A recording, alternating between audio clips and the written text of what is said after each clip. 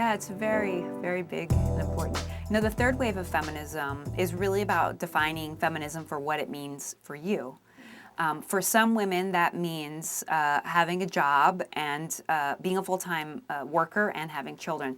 For some women, that means opting out and leaving the workforce after a career to go home and be a full-time mother. For some women, that means being in a, in a lesbian relationship, and for other women, it means being in a straight relationship.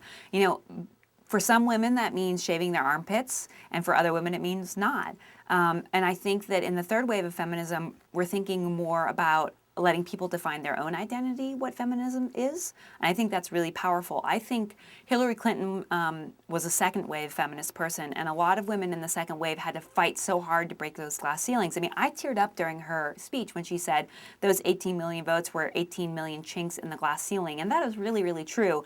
I think the third wave of feminists, we're doing things differently, but at the same time, I think because a lot of us haven't had the same hurdles in our careers, that we don't quite understand the amount of sexism that still does exist in the world. And for me, the next great frontier of feminism is tackling what it means to be a parent in a capitalist society.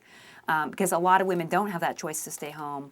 And I'd like to live in a society where mothers can be great mothers and spend time with their children and also have a career and make money and have economic independence.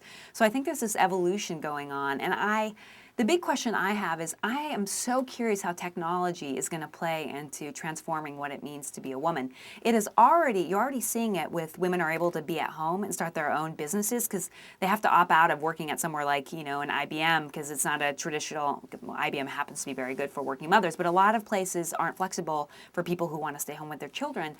And not just for women, for men too. I'm married to this remarkable guy who is an equal parent to me. And so I think this notion of parenthood is really the next frontier in figuring out the role of women in society.